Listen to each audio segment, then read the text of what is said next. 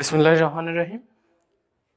কাকমারি মাধ্যমিক বিদ্যালয়ের অনলাইন শ্রেণী কার্যক্রম থেকে সকল শিক্ষার্থীকে আন্তরিক শুভেচ্ছা ও সালাম। আসসালামু আলাইকুম।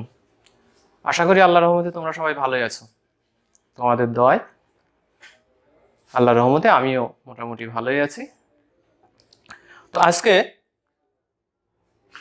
আমি তোমাদের সামনে হাজির হয়েছি ষষ্ঠ শ্রেণীর গণিত বিষয়ে একটু আলোচনা করার জন্য। আমি একটু চেষ্টা করব কিছু বলার জন্য গণিত বিষয়ে। অবশ্যই তোমরা একটু মনোযোগ দিয়ে শুনবা। আমরা গণিত এবং ইংরেজি দেখলে খুব ভয় পাই। কারণটা হচ্ছে ছোটকাল থেকে আমাদের মাথার ভিতরে ঢুকিয়ে দেওয়া হয়েছে অঙ্ক এবং ইংরেজি বিষয় দুইটা খুবই জটিল এবং কঠিন। কিন্তু আমার মনে হয় অঙ্ক বিষয়টা খুবই মজার, আনন্দের এবং সহজ। কারণ অঙ্কে সকল কিছু বাস্তব জিনিস, বাস্তব বিষয় নিয়ে আলোচনা করা হয়। এখানে বিন্দু মাত্র ধরে নেওয়া বা অযৌক্তিক কোনো কথা নেই। এই কারণে আমি সবসময় চেষ্টা করি নিজে বোঝার এবং তোমাদেরকেও একটু বোঝানোর যে গণিতটা আসলে কি। তো তারই আলোকে আমি একটু আলোচনা করছি, তোমরা অবশ্যই মনোযোগ দিয়ে শুনবে। দেখো, আমরা 2+2 এটা সমান লিখি 4 বা 4, তাই তো? আমরা কিন্তু কখনো এটা লিখি না যে 2 + 2 = 5। এটা কি লিখি? কখনোই লিখি না। কেন লিখি না? যে 2 আর 2 যদি আমি যোগ করি কখনো 5 হতে পারে না। তাহলে এখানে এই যে চিহ্নটা দেখো, সমান চিহ্নটা আমি কখন ব্যবহার করি? যখন ওর উভয় পাশে একই জিনিস থাকে, তাই তো? মাছ যেমন পানিতে ডুবে থাকে, পানির মর্মটা বোঝে না, যখন ডাঙায় তোলা হয় তখন মাছ বুঝতে পারে পানির মর্মটা। ঠিক একই রকম আমরা এই সমান চিহ্নটা নিয়ে কখনো চিন্তা করি না, কারণ সমান চিহ্ন আমরা ছোটকাল থেকে দেখে অভ্যস্ত। কিন্তু সমান চিহ্নটা খুবই গুরুত্বপূর্ণ একটা বিষয়, যে সমান চিহ্ন থাকলে তার দুই পাশে অবশ্যই সমান জিনিস থাকতে হবে। তাছাড়া আমি কখনো সমান চিহ্নটা ব্যবহার করতে পারবো না। তো এখানে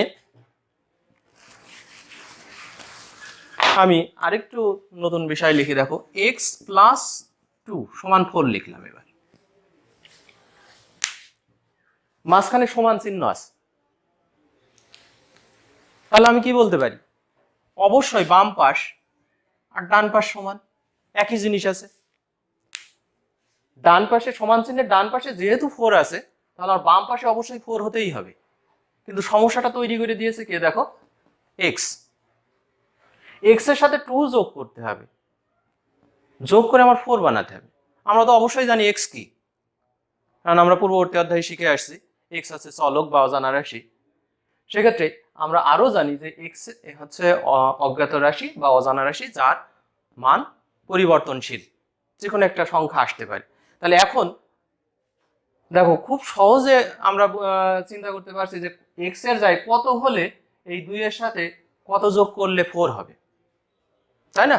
যে x + 2 এটা কার সমান? 4 এর সমান। তাহলে অবশ্যই x এর জায়গায় এমন একটা সংখ্যা আমাকে বসাতে হবে, যেই সংখ্যাটা বসালে বাম পাশ এবং ডান পাশ সমান হবে।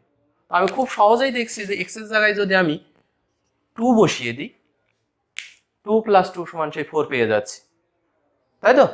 তো এক্ষেত্রে এই যে একটা গাণিতিক বাক্য, এটাকে বলা হয় সমীকরণ। আর সমীকরণে অবশ্যই একটা রাশি চলক থাকতেই হবে। যেমন উপরেরটাকে কিন্তু আমি সমীকরণ বলতে পারবো না। 2 + 2 দুইটা সংখ্যার যোগফল আর একটা সংখ্যা, এটা সাধারণ একটা যোগ। কিন্তু যখনই আমি চলক ব্যবহার করে এবং সমান ব্যবহার করছি, সমান ব্যবহার করে তার ডান পাশে কিছু থাকছে, সেটাকে বলছি আমি সমীকরণ। এই সমীকরণে অজ্ঞাত একটা রাশি থাকবে বা সংখ্যা, প্রতীক থাকবে, যেই প্রতীকটার মান আমরা খুঁজে বের করি। এই খুঁজে বের করাটাই হচ্ছে সমীকরণের সমাধান। তো আজকে আমার পাঠের বিষয় সরল সমীকরণ।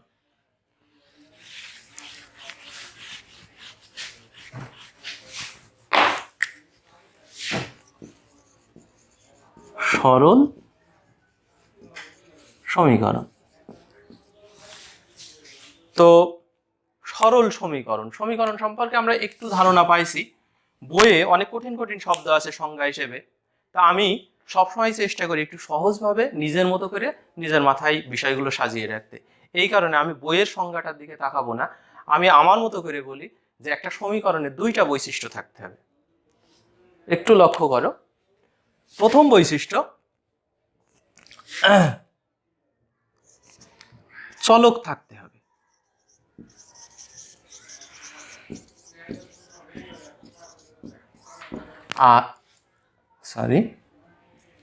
আর দ্বিতীয় বৈশিষ্ট্য সমান চিহ্ন থাকতে হবে।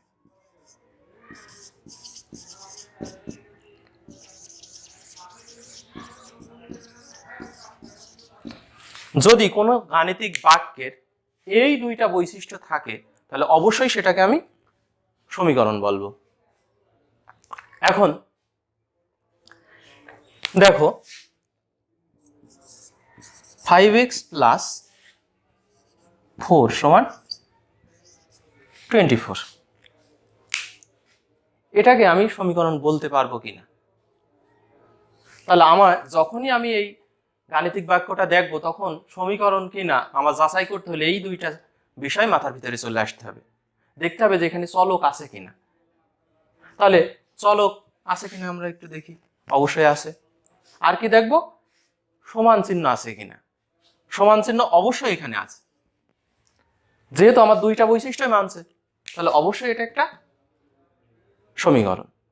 তাহলে এই সমীকরণ যখন আমি সমাধান করব, সমাধান করা মানে কি, এক্স এর জায়গায় কত বসালে এই বাম পাশটা এই 24-এর সমান হয় সেটা খুঁজে বের করা হচ্ছে সমাধান। তো সেক্ষেত্রে সে সমাধান প্রক্রিয়াটাই আমি আসবো আর একটু পরে। তাহলে এটা একটা সমীকরণ। এখানে অজানা প্রতীক আছে কয়টা? একটা, শুধুমাত্র এক্স। তাহলে এই সমীকরণটাই চলক হচ্ছে একজন, মানে এক চলক বিশিষ্ট একটা সমীকরণ। যদি আমি আরেকটা সমীকরণ লিখি, 5x + 2y = 7, এটাও একটা সমীকরণ, কারণ সমীকরণের দুইটা বৈশিষ্ট্যই মেনেছে। কিন্তু এখানে চলক কয়জন? দুইজন, x এবং y। তাহলে এই সমীকরণটা দুই চলক বিশিষ্ট একটি সমীকরণ। এখন আসো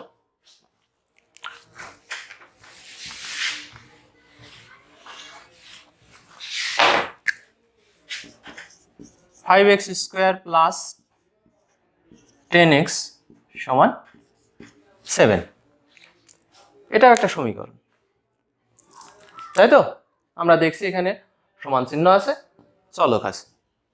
তো এই দুইটা সমীকরণের সাথে এই সমীকরণটার একটা ডিফারেন্স আছে বা পার্থক্য আছে। পার্থক্যটা কোথায় দেখো, এখানে চলকের পাওয়ার 1-এর বেশি আছে, এখানে আছে 2। তো এখানে কত ছিল চলকের পাওয়ার? কিছু নেই, মানে আমার 1 আছে, এখানেও 1 আছে। তো এই চলকের সূচক বা মাত্রা বা পাওয়ারের উপর ভিত্তি করে চলককে আবার সমীকরণকে আবার দুইটা শ্রেণীতে ফেলা হয়েছে, মূলত দুইটা না, একাধিক শ্রেণীতে। যদি চলকের পাওয়ার বা মাত্রা 1 থাকে, সর্বোচ্চ মাত্রা, তাহলে সেই সমীকরণটাকে আমরা বলবো সরল সমীকরণ। এখানে কয়টা চলক আছে দেখার বিষয় না, দেখতে হবে যে চলকের সর্বোচ্চ পাওয়ার বা শক্তি বা মাত্রা কত। যেমন এখানে সর্বোচ্চ মাত্রা আছে 1 বা পাওয়ার আছে 1, তাহলে অবশ্যই এটা একটা সরল সমীকরণ, এক চলক বিশিষ্ট সরল সমীকরণ। কিন্তু এখানেও চলকের পাওয়ার আছে 1 বা 1, তাহলে অবশ্যই এটাও সরল সমীকরণ, কিন্তু দুই চলক বিশিষ্ট সরল সমীকরণ। আর এক্ষেত্রে আমি কি বলছি, যে চলকের সর্বোচ্চ পাওয়ার হচ্ছে 2, এখানে আছে 1, সর্বোচ্চ পাওয়ার 2 একই পদে, তাহলে এটাকে আর আমি সরল সমীকরণ বলতে পারবো না। এটা অবশ্যই দুই মাত্রার একটা সমীকরণ, বা এই সমীকরণটার ঘাত হচ্ছে 2, চলকের সর্বোচ্চ পাওয়ার যত হবে ঘাত তত। আশা করি আমার কথা সবাই বুঝতে পারছো। এখন আমরা সমীকরণের সরল সমীকরণের আমাদের আলোচ্য বিষয় সরল সমীকরণ। এই সরল সমীকরণের সমাধান করতে গেলে কতগুলো বিষয় অবশ্যই একটু খেয়াল করব। সমীকরণের সমাধান খুবই সহজ কাজ, সেটা আমরা দেখলেই বুঝবো। তো একটা জিনিস দেখো, আমরা যখন সমাধান করতে যাব কতগুলো বিষয়ের প্রতি আমরা একটু খেয়াল রাখবো। এ সমান বি যদি হয় তাহলে আমি এ প্লাস সি সমান বি প্লাস সি এটা লিখতে পারি। এটা যদি হয় সেখান থেকে আমি এটা লিখতে পারি। কি লিখলাম? এটা একটা সমীকরণ ছিল। সমীকরণের উভয় পাশে মানে বাম পাশে এই সমান চিহ্নের বাম পাশে এবং ডান পাশে দেখো একই জিনিস যোগ করছি। যোগ করলেও দুইটা সমান থাকছে, দুই পাশে সমান থাকছে। কেন থাকছে আমরা যদি এখন একটু উদাহরণ দিয়ে বুঝি, যেমন আমরা 5 সমান 5 বলতে পারি। কারণ 5 এর সাথে যদি আমি এখানে 3 যোগ করি, আবার এই পাশেও যদি 3 যোগ করি, তাহলে দেখো এটাও 8 এটাও 8, তাই তো? আশা করি সবাই বুঝেছো। তাহলে আমি সমীকরণের উভয় পাশে একই জিনিস যোগ বা বিয়োগ করতে পারি, একইভাবে গুণ বা ভাগও করতে পারি। তোমরা আশা করি সবার কাছে বই আছে, বইয়ের 96 পৃষ্ঠা যদি একটু দেখো যে সমীকরণ সমাধানের জন্য নিম্নলিখিত স্বতঃসিদ্ধগুলো ব্যবহৃত হয়, তাহলে খুব সহজেই বুঝতে পারবে বিষয়গুলো। তো এখন আমরা এই সরল সমীকরণের সমাধানের দিকে একটু যাই।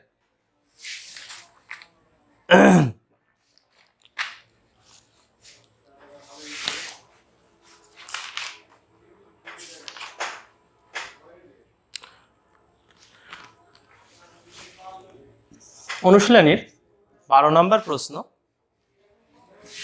x + 4 = 13। এই সমীকরণটা আমরা একটু সমাধান করব। তো এখানে এই সমীকরণটা সমাধান করার জন্য বিশেষজ্ঞ হওয়া লাগে না। আমরা যদি একটুখানি খেয়াল করি যে আমি প্রথমেই যে কথাটা বলছিলাম যে এই সমান চিহ্ন, সবচেয়ে গুরুত্বপূর্ণ বিষয় এখানে সমান চিহ্ন। সমান চিহ্নের বাম পাশে যে জিনিসটা আছে ডান পাশে অবশ্যই সেই জিনিসটাই থাকতে হবে। সমস্যাটা তৈরি করে দিয়েছে এক্স, মানে এক্স এর জায়গায় কোনো একটা সংখ্যা বসালে বাম পাশ আর ডান পাশ অবশ্যই সমান হবে। কারণ আমরা দেখছি যে এখানে আছে 13, এখানে আছে 4, 4 এর সাথে কত যোগ করলে 13 হয়? অবশ্যই 9। এখন এই 9 দেখো আমরা মনে মনেই কিন্তু হিসাব করে ফেলতে পারি। তো সেটা তো আমার খাতাতে লিখতে হবে বা উপস্থাপন করতে হবে। এখন স্যার তো আমার মন পড়বে না, খাতা দেখবে। তো সেক্ষেত্রে আমরা কি করতে পারি? তো আমরা এই এক্স এর সাথে যেই সংখ্যাটা আছে এই সংখ্যাটাকে রাখবো না, যে কোনো মূল্যে ওকে তাড়াবো। যে মনে করবো যে এক্স এর শত্রু এটা, ওকে যেভাবে হোক এক্স এর কাছ থেকে তাড়িয়ে দেব।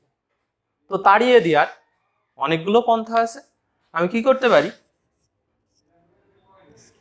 দুই পাশেই সমান চিহ্নের দুই পাশে আমরা একটু আগে দেখলাম যে একই রকম জিনিস যোগ বা বিয়োগ, গুণ বা ভাগ করা যায়, সেই কাজটা আমরা এখন করছি।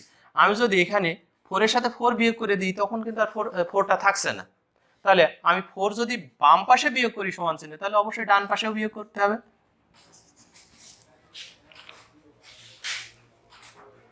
তো এক্ষেত্রে আমি একটু পাশে লিখে দিব যে উভয় পক্ষ থেকে 4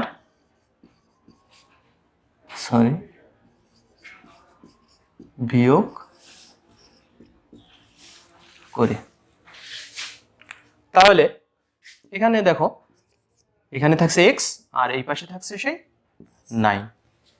তাহলে দেখো এক্স সমান হয়ে গেছে 9। আমার কাঙ্ক্ষিত লক্ষ্য যেটা, যে এক্স এর জায়গায় কত বসালে বাম পাশ ডান পাশ মিলতো, সেটাই কিন্তু আমি চলে আসছি, সেই 9-এ চলে আসছে। তাহলে আমি বলতে পারি যে আমার সমাধানটা হবে, এই সমীকরণটার সমাধান হচ্ছে 9।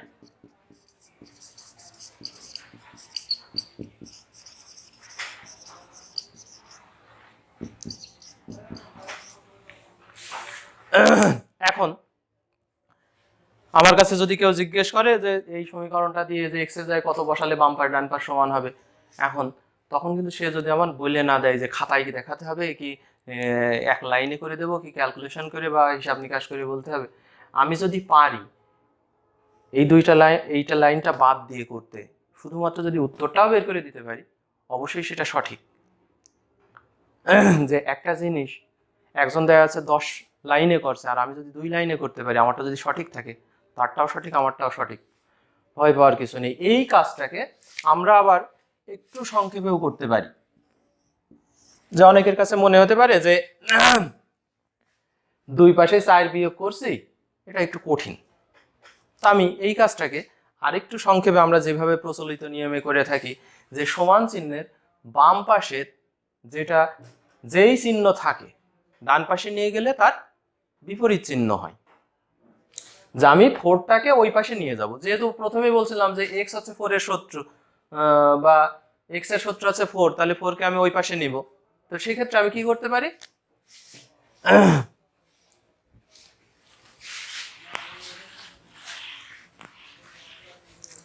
বা এক্স সমান 13 মাইনাস, এখানে ছিল +4, ওই পাশে যে -4,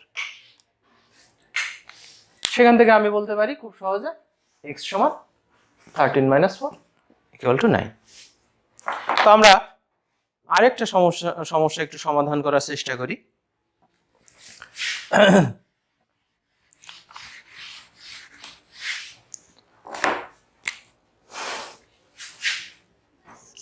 অনুশীলনের 20 নম্বর অঙ্ক।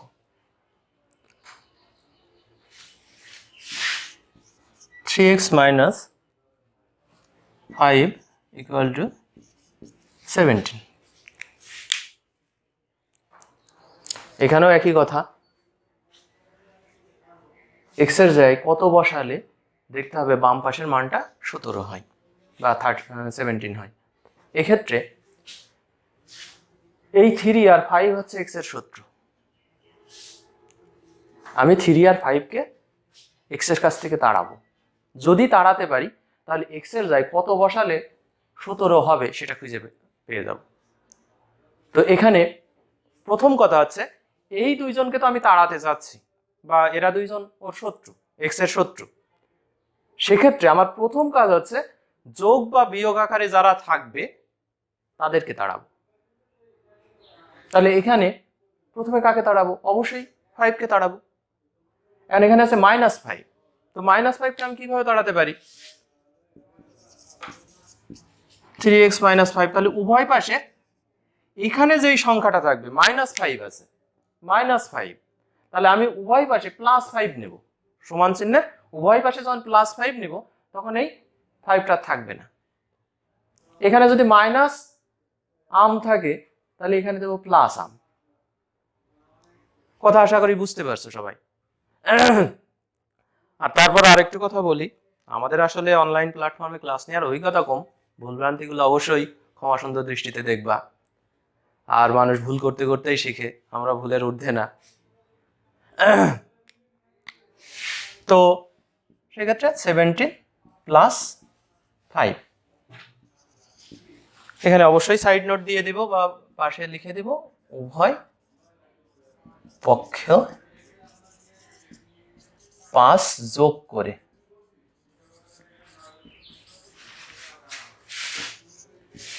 বা 3x = 22। এইবার এক্স এর শত্রু এখনো রয়েছে 3কে তাড়াবো। তো এখানে 3x এর সাথে গুণ আকারে আছে। এখন এই গুণ আকারে 3 আছে, এই 3কে আমি যদি তাড়াতে চাই তাহলে 3 দিয়ে ভাগ করে দেব। তো একটা মজার জিনিস দেখো, যখন -5 ছিল তখন উভয় পক্ষে নিয়েছি +5, একই জিনিস, চিহ্নটা চেঞ্জ।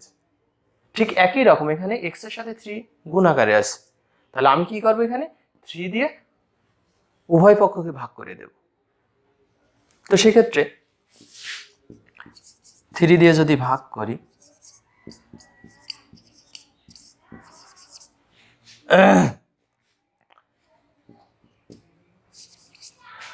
এখানে সাইড নোট দিয়ে দেব, উভয় পক্ষকে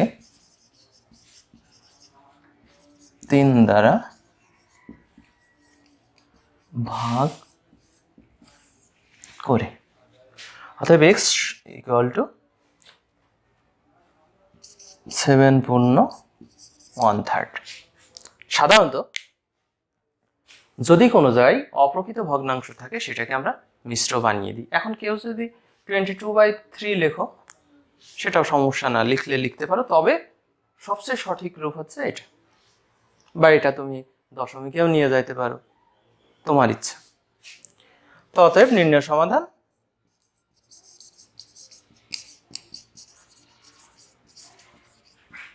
x ইকুয়াল টু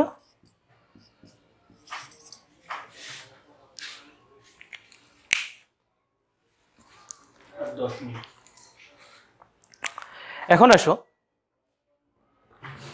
আমরা একটু সমীকরণ গঠন করে সমাধান করব। এতক্ষণ যে বিষয়গুলো আমরা সমাধান করলাম, যে সমীকরণগুলো, এখানে সমীকরণটা সরাসরি দেয়া আছে, আমরা জাস্ট চলকের মানটা বা অজানা প্রতীকের মানটা খুঁজে বের করছি। এইবার আমাদের কাজ আর একটু বেড়ে যাবে। কেমন বেড়ে যাবে? আমার এই সমীকরণটা সরাসরি দেয়া থাকবে না, শর্তের মাধ্যমে বা ভাষার মাধ্যমে লেখা থাকবে। সেখান থেকে আমি সমীকরণটা তৈরি করব এবং তৈরি করে সেই সমীকরণটা আবার সমাধানও করব। তো এক্ষেত্রে আমরা যদি 24 নম্বর সমস্যাটা একটু পড়ি, বলছে কোন সংখ্যার দ্বিগুণের সাথে বা কোন সংখ্যার দ্বিগুণের সাথে 6 যোগ করলে যোগফল 14 হবে।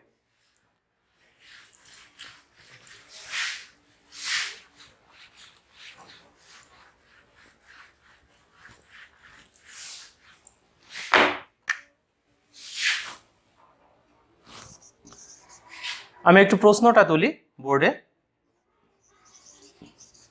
কোন সংখ্যার দ্বিগুণের সাথে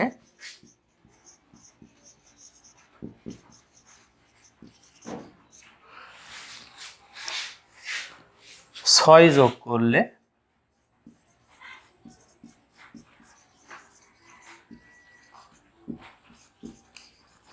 যোগফল 14 বা 14 হবে। এখানে সবচেয়ে মূল যে বিষয় হচ্ছে আমার প্রশ্নটাকে বুঝতে হবে।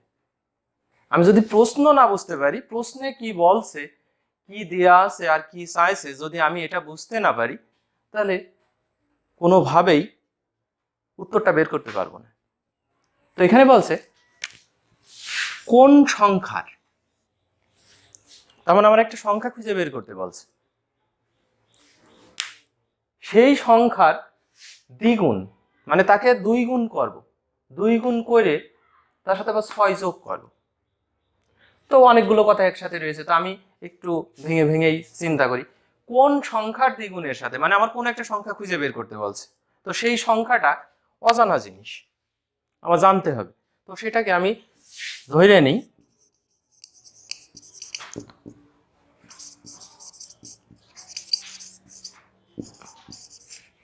সংখ্যাটিকে ধরে নিলাম এক্স, মানে অজানা জিনিস। আমরা জানি যে এক্স, এতক্ষণ যে সমীকরণের সমাধান করে আসলাম সেখানে এক্স, ওয়াই, এ, বি, সি যেগুলো ছিল সেগুলো হচ্ছে অজানা জিনিস, এবং সেগুলো সমাধান করে, সমীকরণটা সমাধান করে ওই অজানা জিনিসের মানটা আমরা বের করে ফেলছি। তাহলে এখানে আমি সংখ্যাটি ধরে নিলাম এক্স। এইবার এই প্রশ্ন অনুযায়ী আমার একটা সমীকরণ তৈরি করতে হবে এই এক্স এর মাধ্যমে। তো বলছে সংখ্যার দ্বিগুণের সাথে, তাহলে সংখ্যাটা দ্বিগুণ দরকার। তাহলে আমার সেই সংখ্যাটা আমি এখন জানি এক্স, যেহেতু ধরে নিয়েছি, তাহলে এক্স এর দ্বিগুণ দরকার আমার। এক্স এর দ্বিগুণ মানে কি? 2 × x। অতএব সংখ্যাটির দ্বিগুণ সমান 2 × x সমান 2x। এবার বলছে দ্বিগুণের সাথে 6 যোগ করতে হবে। 6 কার সাথে যোগ করছি? দ্বিগুণের সাথে, ওই সংখ্যাটার দ্বিগুণের সাথে। তাহলে আমি এখানে বলতে পারি প্রশ্ন মতে, তাহলে দ্বিগুণ পাইছি 2x, 2x এর সাথে কত যোগ করব 6 যোগ করলে যে যোগফলটা হবে সেই যোগফলটা কত হবে 14 তো তাহলে আমি এইটা ইকুয়াল টু বলতে পারি 14 এবার দেখো তাহলে আমরা এতক্ষণ যে সমীকরণ নিয়ে আলোচনা করছিলাম বা সেই সমীকরণের মতো একটা সমীকরণ এখানে পেয়ে গেছি এবার আমাদের কাজ কি এই সমীকরণটা সমাধান করে x এর মানটা বের করব যদি বের করতে পারি x এর পরিচয় ছিল সেই সংখ্যাটি তাহলে আমার যেই সংখ্যাটা প্রশ্নে চাইছে বা বের করতে বলছে সেটা আমরা বের করে ফেলতে পারবো এখন তাহলে আমি এখন কি করব x এর মানটা এখান থেকে বের করব তো সেক্ষেত্রে প্রথম কাজ কি এই 6 কে আমি তাড়াবো 6 কে যদি তাড়াই তাহলে 2x equal to 14 - 6 আমরা কি করলাম উভয় পাশে -6 না নিয়ে এসে একবারে +6টা ওই পাশে নিয়ে -6 হলো বা 2x equal to 8 এবার কাজ কি 2 তাড়াবো যদি 2 তাড়াতে চাই এই 2x এর সাথে গুণ আকারে আছে তাহলে এই 2 তাড়াতে হলে কি করব অবশ্যই ভাগ করব আর আমরা প্রচলিত নিয়মে যেটা করি এই পাশে ভাগ আকারে আছে x এর সাথে 2 তাহলে ওইটা ওই পাশে যে 8 কে সে ভাগ করে দেবে তাহলে x equal to 8/2 অতএব x equal to 4 তাহলে দেখো x এর মান আমি পেয়ে গেছি 4 তাই তো তাহলে আমার সংখ্যাটি কত হবে 4 এখন তুমি একটু চিন্তা করে দেখো কোন সংখ্যা সেই সংখ্যাটা যদি 4 হয় 4 এর দ্বিগুণ মানে 4 দ্বিগুণে 8 8 এর সাথে যদি আমি 6 যোগ করি যোগফলটা কত হয় দেখো 14 এর সমান তার মানে আমার সমাধানটা সঠিক আছে তাহলে প্রথম কথা হচ্ছে আমার প্রশ্নটাকে অনুভব করতে হবে ফিল করতে হবে যদি আমি প্রশ্নটা বুঝতে পারি সমাধান অবশ্যই আমি পারবো আর যদি প্রশ্ন না বুঝি কোনো লাভ নেই অতএব নির্ণেয় সংখ্যা 4 এখানে এই যে সমাধানের পদ্ধতিটা আমি +6 তে ওই পাশে একবারে নিয়ে যাচ্ছি -6 অথবা আগে যে কাজটা করলাম উভয় পাশে -6 নিয়ে আসবো তারপরে উভয় পক্ষকে 2 দ্বারা ভাগ করে দেব তোমার যেটা সুবিধা হবে তুমি সেটা করতে পারো এখানে আমরা আরো একটা সমস্যা দেখি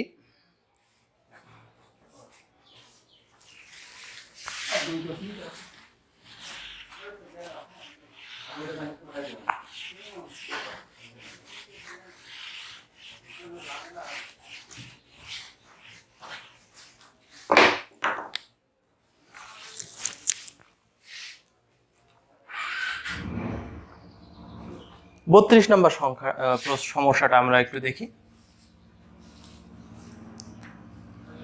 দুইটি ক্রমিক স্বাভাবিক জোড় সংখ্যার যোগফল 30 আমি একটু প্রশ্নটা তুলি দুইটি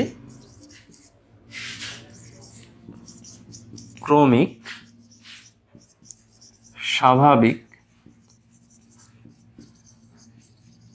জোড় সংখ্যার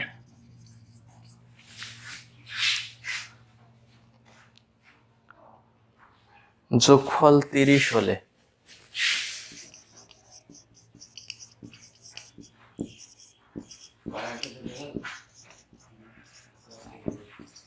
সংখ্যা দুইটি কত তো এখানেও প্রথম কথা হচ্ছে আমার প্রশ্নটা বুঝতে হবে দুইটি ক্রমিক স্বাভাবিক জোড় সংখ্যা এখানে এই দুইটা কথা খুবই গুরুত্বপূর্ণ আর জোড় সংখ্যা তোমরা সবাই চেনো ক্রমিক এই শব্দটার সাথেও তোমাদের পরিচয় আছে তারপরেও আমি একটু বলে যাই ক্রমিক বলতে বোঝায় ক্রম অনুসারে সিরিয়াল অনুসারে পর্যায়ক্রমে যেমন 1 2 3 4 5 6 7 8 9 সিরিয়ালে আছে তাহলে ওগুলো ক্রমিক সংখ্যা কিন্তু যদি আমি বলি 1 3 5 4 6 এটা কিন্তু ক্রমিক সংখ্যা না কেন না এখানে দেখো 2 নেই আবার এখানে একটা সিরিয়াল ব্রেক আছে তো এই ক্ষেত্রে ক্রমিক স্বাভাবিক জোড় সংখ্যা তো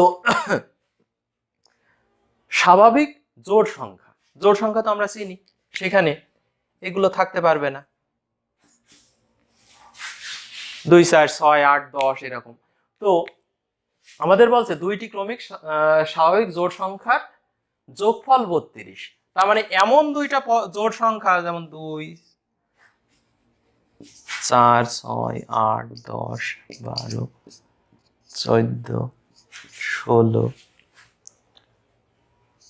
18 এইভাবে যত অসংখ্য জোড় সংখ্যা আছে বলছে এদের ভিতরে পর পর যে কোনো দুইটা সংখ্যা আছে, যেই দুইটা সংখ্যার যোগফল হবে 30, আমাদের সেই দুইটা সংখ্যা খুঁজে বের করতে বলছে। এখন দেখো 2 আর 4 যদি আমি যোগ করি 30 হচ্ছে না, মানে এই দুইটা সংখ্যা আমার কাছে জানতে চাইনি। আমি যদি তার পরের দুইটা যোগ করি 10 হচ্ছে, এটাও চাইনি, কারণ যোগফল হতে হবে আমার 30। আমি যদি এই দুইটা যোগ করি 8 6 14, এটাও হচ্ছে না, এটা হচ্ছে 18 হচ্ছে না, এটা হচ্ছে 22, এটা হচ্ছে 26।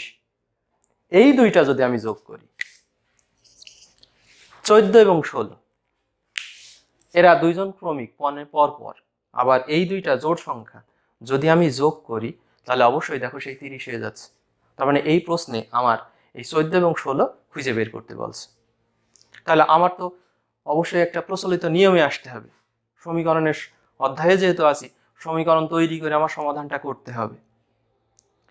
তো সেক্ষেত্রে অবশ্যই সমীকরণ তৈরি করতে গেলে আমার চলক লাগবে। তো এখানে একটা সংখ্যা 14 আর একটা সংখ্যা 16, দুইজনের ব্যবধান কত দেখো 2। যখন আমি ক্রমিক জোড় সংখ্যা বলবো অবশ্যই একটা আর একটার থেকে 2 বেশি বা 2 কম হবে। তাহলে আমি সংখ্যা দুইটা প্রথমে ধরে নেব। কিভাবে ধরবো? ওই চলকের মাধ্যমে। মনে করি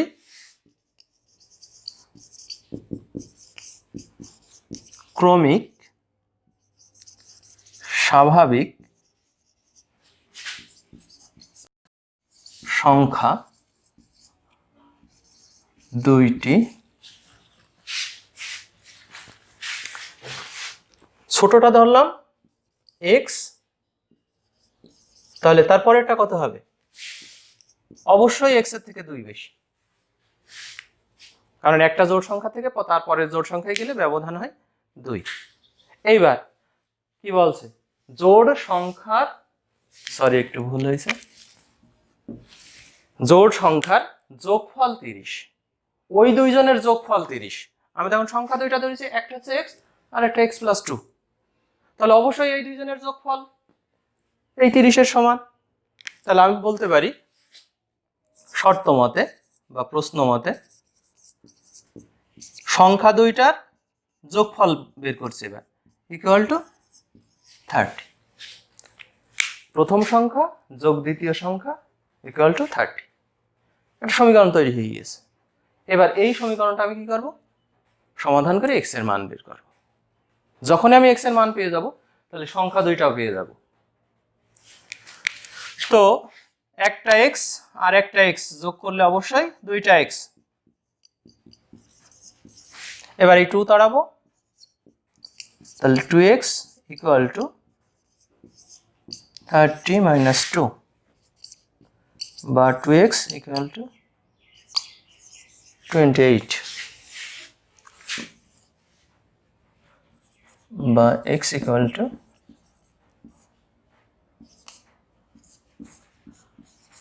14। দেখো আমাদের ছোট সংখ্যাটা কত ছিল? x। x এর মানটা আমরা কত পাইছি? 14। আমরা একটু আগে বলছিলাম যে 14 আর 16 যোগ করলে যোগফলটা 30 হয়। দেখো সেই ছোট সংখ্যাটা কিন্তু বের হয়ে গেছে। আমরা এটাও বলছি যে ছোট সংখ্যাই, কারণ তারপরেরটা তো এটা থেকে 2 বেশি। এবং তাহলে ছোট সংখ্যাটা যদি 14 হয়, x এর জায়গায় আমি যদি এখানে 14 বসিয়ে দিই, 14 + 2 ইকুয়াল টু 16। তাহলে অতএব সংখ্যা দুইটি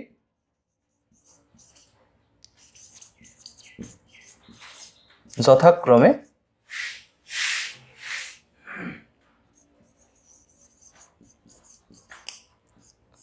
14 এবং 14 + 2 বা 16। আশা করি বুঝতে পারছো। আর আরেকটু সমস্যা আছে, আমার বাংলা ইংরেজি মিক্সড হয়ে যাচ্ছে, এটা তোমরা অবশ্যই ক্ষমা সুন্দর দৃষ্টিতে দেখবে। তো তোমাদের একটু বাড়ির কাজ দিই, তোমরা একটু বাসায় অনুশীলন করলে বিষয়টা আরো সহজ হবে।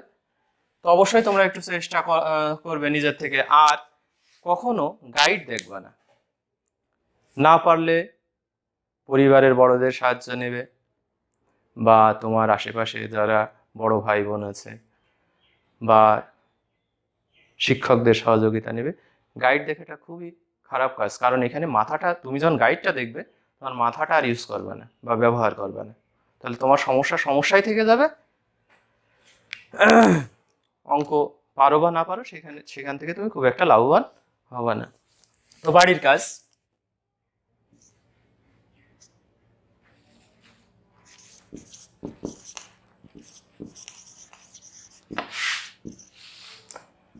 অনুশীলনী 5-এর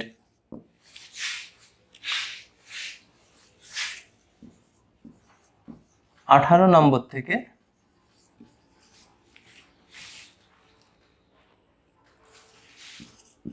25 নম্বর অঙ্কগুলো করবে।